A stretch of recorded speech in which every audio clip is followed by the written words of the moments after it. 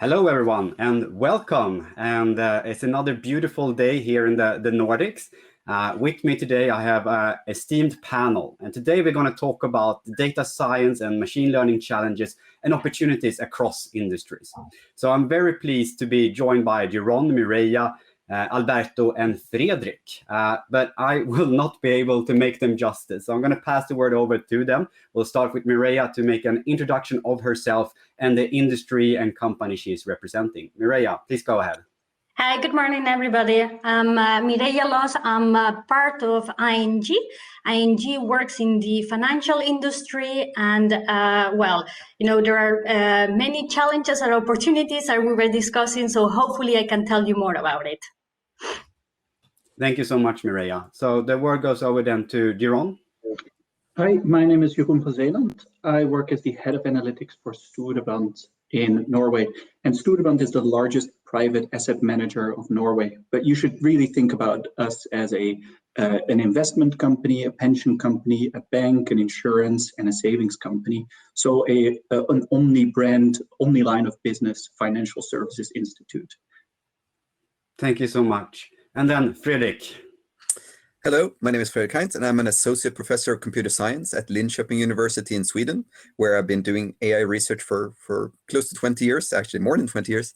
And I'm especially interested in the kind of combination of reasoning and learning techniques, which I think will be essential to provide this kind of trustworthy AI that we in Europe have been pushing, I think, very well. And I lead one of the 4 European research networks called Tetra, where we're developing the scientific foundations for trustworthy AI through the integration of learning, reasoning, and optimization.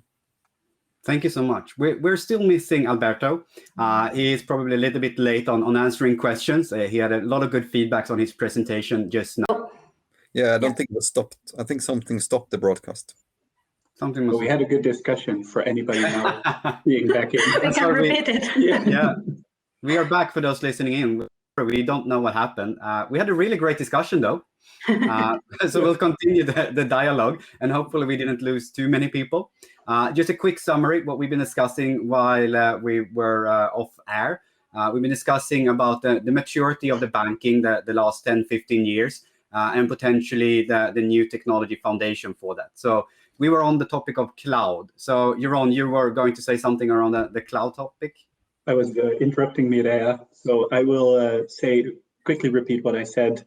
I think the Googles, etc., came up in the time where we actually had those techniques available. And so they didn't have to transform their whole business to start capturing data purely for the purposes of analytics. And then Mireia took over. And I think you should just repeat what you said. Yeah, I mean, sorry, I go back towards regulation. And, one of the key challenges as well that perhaps any other industry doesn't have, for us really is now, those cloud providers really offer excellent, capabilities that could accelerate, right? Our developments in the analytics space and agility and as well computing power, right?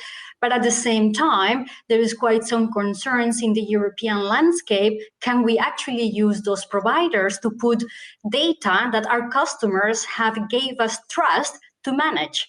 Right. And what you also need to realize is that in the financial industry, there is a huge trust. There needs to be that trust that customers rely their financial transaction information, and we need to be quite careful how we deal with it. Thank you, Mireia. And we have Alberto joining us as well. Hi, Alberto. Welcome to this discussion. Maybe you should do a short introduction of yourself as well. Sure. Hello, everyone. So my name is Alberto Barroso. I'm head of decision science in Tetra Pak. I have been working in data science industry from the last 16 years, and very much focused on basically, trying to solve decision problems using scientific methods. And here in Tetra Pak, basically, we are the main food manufacturer, packaging, processing food manufacturer in the world. Our objective is basically to make food available and secure everywhere. That's our objective as a mission as a company. And I'm very glad for being here. We're very glad to have you. So maybe I should pass a question to you, because we're already still on the maturity check. What would you say the state of your industry and companies when it comes to data science and machine learning? I would say that we have passed from being on this hype of, just focus on technology, being, seen as a, just the new IT thing that you have to implement, to actually be embedded into the key decisions and the strategy for the company. So, and that change has been very, very, I would say, short in time for an industry which is very, very classic. And I think now we are basically a central team. We are supporting the strategy for the company, and we are enabling the key stake pillars. But for us, the key is actually the outcome-based service. So how we can actually improve decision-making of our customers with the use of this AI. So, and that as I said, the change has been very quick. Thank you so much. So we drifted quite quickly into technology and cloud. I would like to continue that dialogue. We had some ruling after last summer, Schrems 2. I know that was very heavy, affecting the financial industries. And also we had some new regulations or proposals for regulations in the European Union. I think this might be a good start off, because that's the direction we were heading. Fredrik, given your background as well, do you have any comments on this around both the Schrems 2 potentially, how that might affect the technology part and the new EU regulations that are coming up? I mean, I think what's very interesting here is, of course, that Europe is taking a very clear position. And then we are making it clear that, yes, we think this is a very useful and good technology, but we don't accept it in any form. Or I mean, that we want to put constraints on it. And I really think this kind of, data sharing is one very interesting aspect, where, of course, there is this tension in some sense that, I mean, the easier it is to share data and to get access to data, of course, the more interesting services and hopefully better, higher quality services we can, companies and so on can provide. At the same time, we have this privacy issues and kind of unintended consequences and usages of this as a kind of counterbalancing force. And of course, the challenge is to find an appropriate trade-off here. And then one can, of course, argue whether the European approach is too heavy or not. But I think that is, in some sense, the key here. If I were to say, so in general, I'm very much in favor of this AI regulation that is coming. I do think one challenge that because I've been a member of this high-level expert group where we have developed these ethical guidelines for trustworthy AI. And one reflection is that it seems like people have some kind of prototypical example, and many people are kind of seeing maybe, say, this kind of Facebook, Google kind of prototypical example where you have this individual users, individual citizens using some service, and kind of their data is being used in ways that maybe they did not really intend from the start. But if you look at from an industry perspective, that is a relatively small part of the data that many companies work with, especially if you have a European perspective, again, that there's a lot of this business-to-business transactions, which is not as closely tied to individuals, and where this regulation might be, less aligned. So I think there is some tensions there as well. So what we see on the market, I think this is a very good segue into the next question. Many are saying that every company in the future is a tech company. And given the stand we have taken now in the European Union, and we also talk about being a leader and a laggard, we talk about traditional industries like banking being attacked by different startups, etc., taking advantage of being more agile, etc. What do you see? What are the main threats for this algorithmic business going forward? Mireia, do you have any comments on this? Well, what you see is, let's say, in a way, financial industry is still remains the same, and it has been remaining the same for quite some century. It's really about the perception of what the customers interact with it, right? We are now, even with COVID, now we are much more used to digital payment, right? In countries even like Germany, right? Where it's a challenge. But also, let's say, how we now do mobile banking, even more and more, right? Now, so that, again, as you were saying, for more traditional banks, that's a challenge. And there is huge transformations going on towards changing your infrastructure. And, at the end of the day, the major, let's say, credit risk analysis keeps on being in the same way, right? Because you still need to regulate. I mean, it's in a way regulated, right? What is really now changing is how we as humans are being now, changing our concepts of what is then the services and the interaction we expect. We are quite a lot used to, shopping platforms where there is a certain expectation, right? In the same way that now searching engines, when you are searching for something, there is a certain expectation that you expect from a product. So the same expectations are now being applied to more traditional industries, right? So when you go to an app, you expect certain services. You don't want a really rudimentary app that only gives you 2 services. You want to have everything in one thing, that you can just go and no need to go to a multi-channel infrastructure. Just go to one place and do all what you need. And that's where, a lot of the analytical efforts and what you see as well in the industry and the trends are going. Interesting. Alberto, do you see the same trends in your industry? I think in manufacturing industry, we see that, really focus on building value for our customers. So as a B2B company is about being more integrated and understanding basically how to take the problem from our customers and really inherit the risk. So in other words, it's, for example, taking responsibility of the uptime of a factory, or taking responsibility of the aseptic performance of a line. So we are building these warranties, we are building these services and creating these incentives.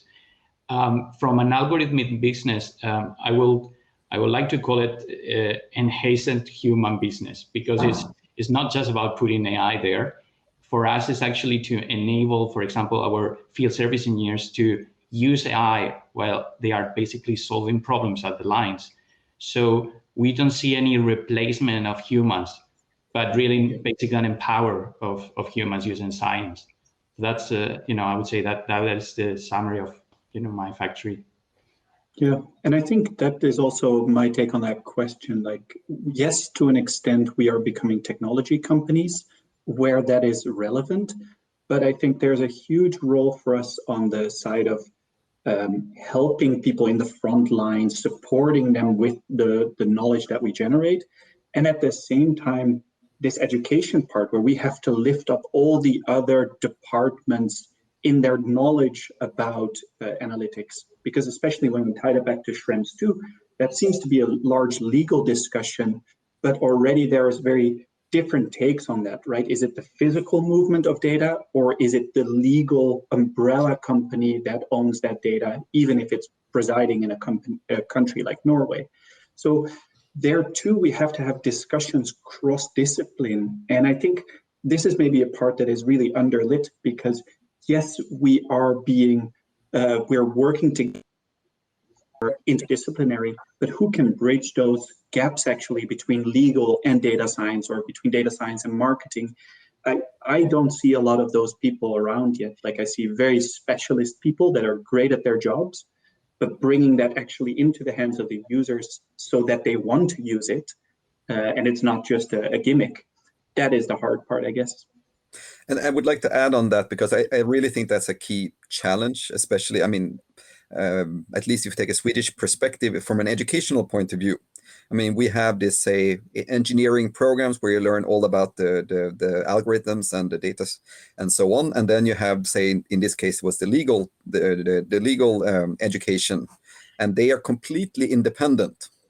And it's actually really difficult to add, say, now, why don't the lawyer students learn about computer science and data science? And that's a huge step because that means they don't have the tradition of doing that. Actually, if you look the other way around, I mean, I'm mostly involved in engineering education. We have like basic legal course or something like that, and so on. But I really think what we're missing is these dual competences. People that have their, I would say, probably their speciality in, say, law or HR or finance or whatever, but also understand sufficiently about the technology to see, I mean, how can we apply technology and what are the requirements that we should put on the technology that we can then give to the engineers to actually build. But really this both kind of translating the kind of everyday problems into something that the engineers can work on, and also to put the requirements and constraints on this. So really, I mean, in Sweden, I see this people's, when they procure system, they don't know how to put requirements on the system. So when they get the system that they ordered, it does not solve their problem because they don't know how to describe the problem well enough. So I really agree on this point. Interesting. We have a question here. It seems like the legal part is really taking off here, and I think that's really interesting from an audience perspective as well. We got a question to you, Fredrik, so I just want to hold that so we have the opportunity to answer it. Do you have any estimates on the impact in the speed of AI adaptation when introducing regulations compared to geographical areas which do not adopt the same framework? Is that something that could impact European companies compared to their counterparts in other parts of the world? Will the European framework still be able to protect privacy when dealing with companies that do not need to adhere to these frameworks? Any comments on the question? I mean, I can actually start with the last one, because the last one will apply. So basically, it doesn't matter where the company is. If you're interacting with people in Europe, the regulation applies to you. So that in some sense is easy. When it comes to this, the impact on adoption, I think it will have a twofold kind of impact. Maybe it will be slightly slower in the beginning, but of course the expectation is that through having this legal certainty and understanding the playing field, I mean, after you have learned how to do it, the speed will increase. And actually, there's a lot of similarities to this emission control that Europe was also very early with introducing very strict regulations on emission, which of course forced the European car manufacturers and so on to develop the technology. And then when the rest of the world caught up and realized it's a good thing to have this emission control, and then the European companies were ahead because they had already been working with this for a long time. And I do think at least the intention is to get a similar situation here. So maybe if I can add, because I think it's a really interesting topic. What I see in Europe, and maybe, let me know what your opinions are, is that we are really leading from a regulatory perspective, right? So we are really, let's say, bringing our European standpoint of what our values are and how do we deal with data. And this is really from a regulatory, which means it's bringing a lot of constraints in a European context to basically innovate. But at the same time, what I really would like to bring that point is what's your opinion about, and I'm now making a statement, the lack of investment towards, flourishing, let's say, technology companies that are building with the core of our values. So what you see is that, for instance, in Asia and as well as in Americas, there is a lot of, let's say, investment on the tech, and therefore there is a lot of leading companies where don't follow our values. And yet, because we don't have the strong AI fintech or AI, let's say, startup world, we actually need to rely on those basically resources.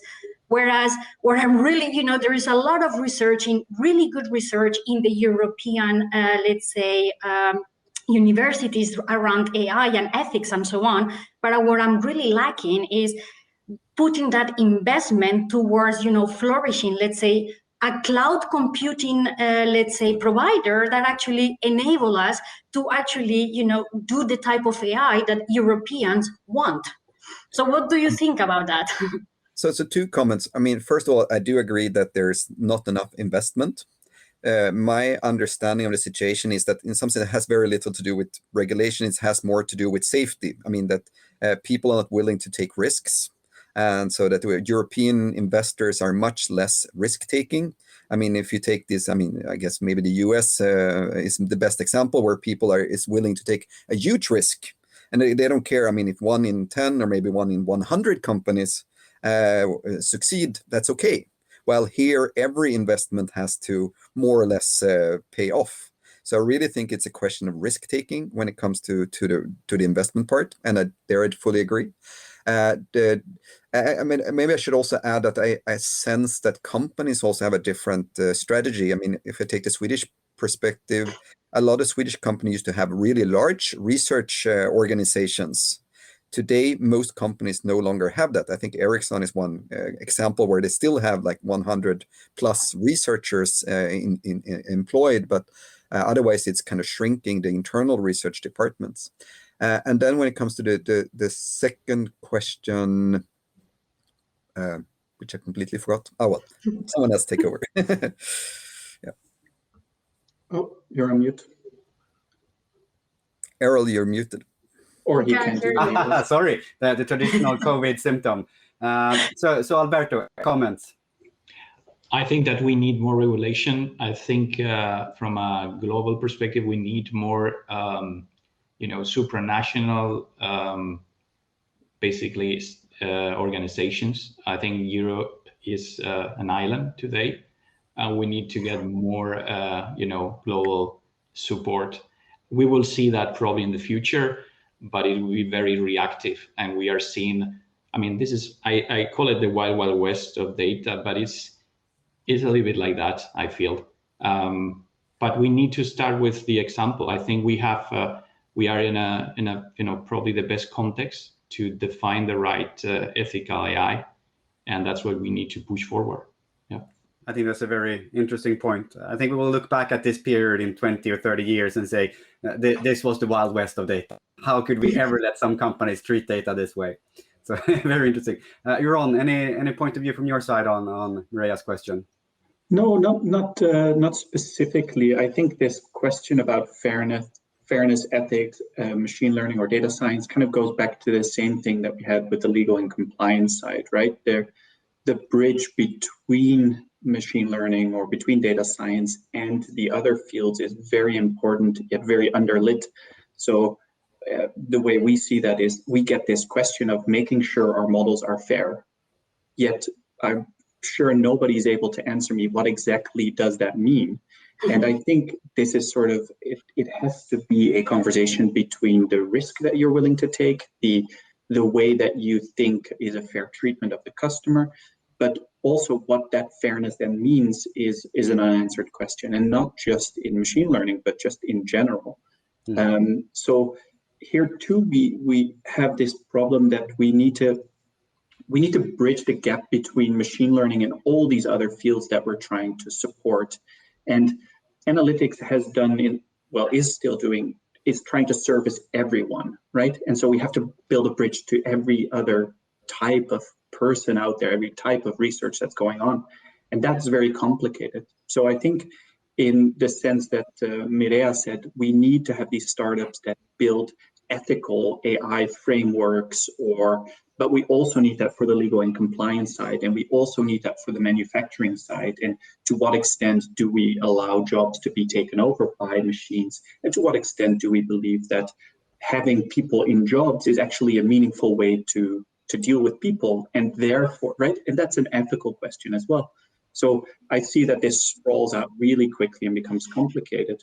So we can just focus on trying to build bridges one by one. But I think that should be our main focus going forward. Great point. I just want to point out, time flies when we have fun. We have 10 more minutes, so I'm going to jump around a little bit in the question.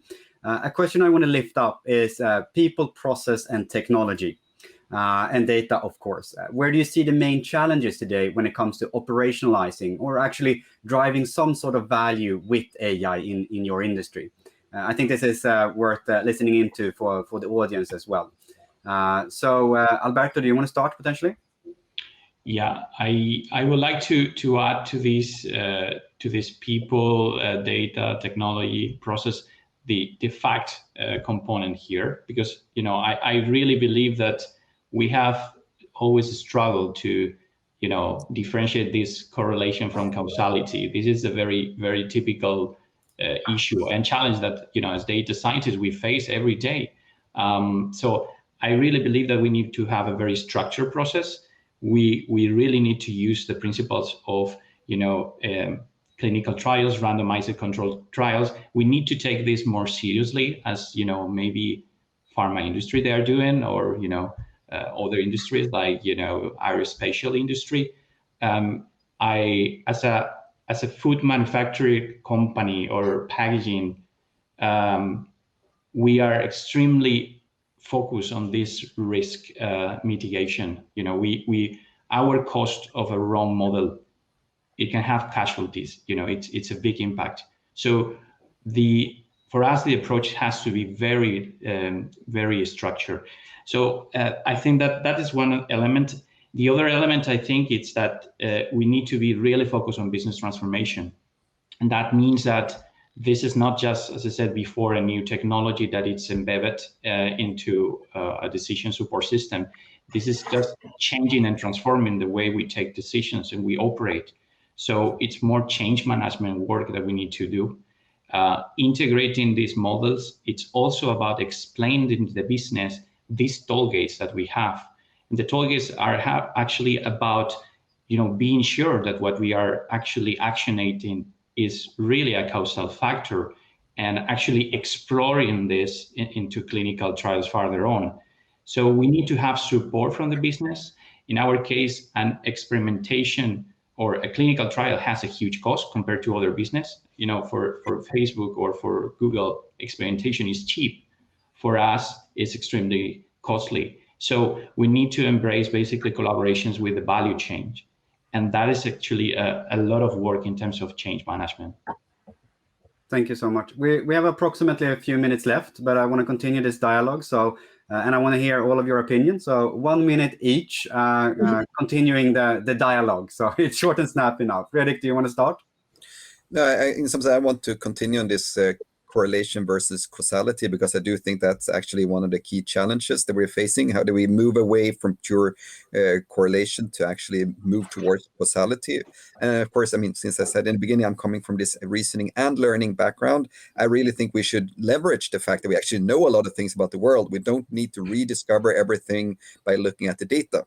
We can take advantage of known facts and so on. So I really think we need to combine machine learning with more kind of knowledge representation and reasoning techniques. And of course, that's one of the research fields that I'm very active in. Thank you so much. Jeroen? Yeah, Alberto, I think you nailed it, because people, process, technology, data, all of those are sort of connected. And I think the biggest challenge is to connect those better, to not see them as process, technology, and people as individual blocks, but really try to make them work together. So that's my take. Great. Mireia? Well, I would just like to add, when I started working in this industry, there was a lot of investment, a lot of playtime. I think this is over. So I think, as Alberto was mentioning, we now really see that board members and so on really want a business transformation. And we are really looking into more the technical aspects. And I just want to point to the attention that I think one of the key challenges as well is people. So, as we were discussing about what is the crossover between legal as well as, compliance, risk, and so on, we need to, as was mentioned before, educate people. But I think one of the key things that is really slowing us down into really make that impact and business transformation that is now requested from the analytics community, it's really, let's say, how to actually connect all those different disciplines which are necessary to actually make that business transformation. And I'm pretty sure, I see a lot of people nodding here, is that most of the time that we spend is really advocating, towards those different disciplines of what we do. Data and technology, it's a problem that we probably were busy 5 years ago, but because now playtime is over, let's say we really need to start making that business transformation impact across all different levels.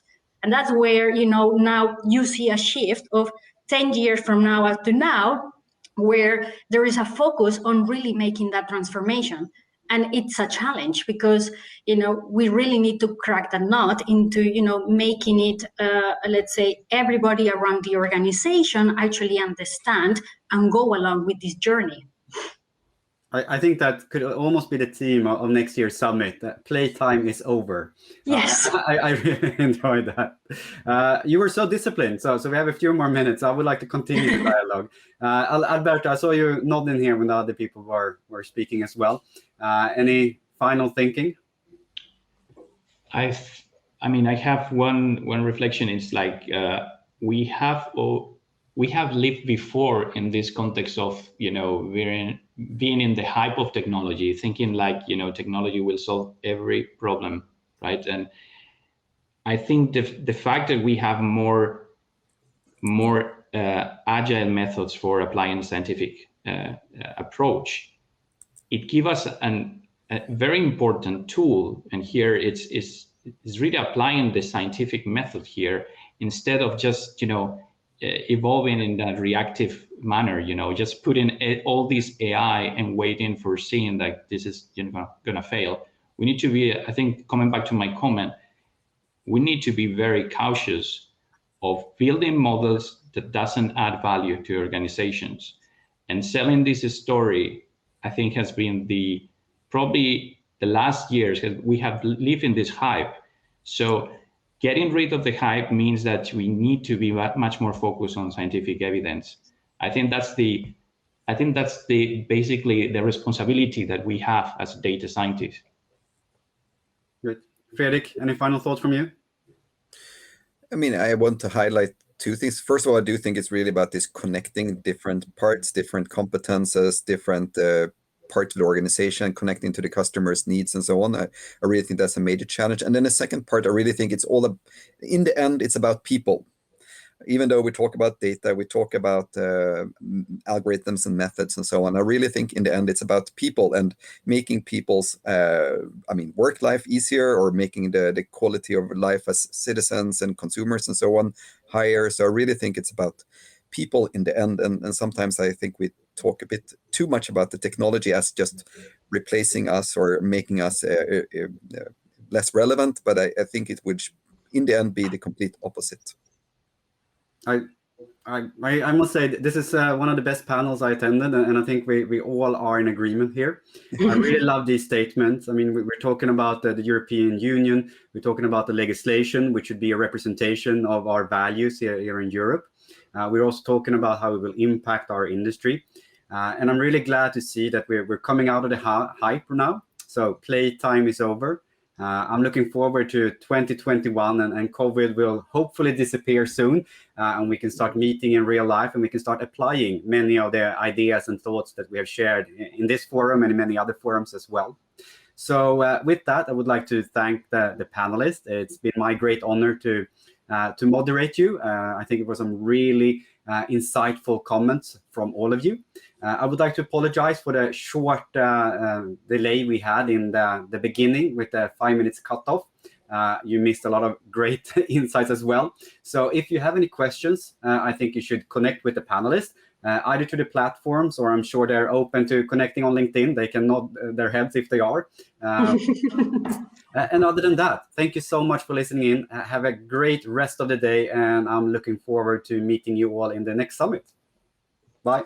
Thank you. Bye-bye. Bye. Have a nice day.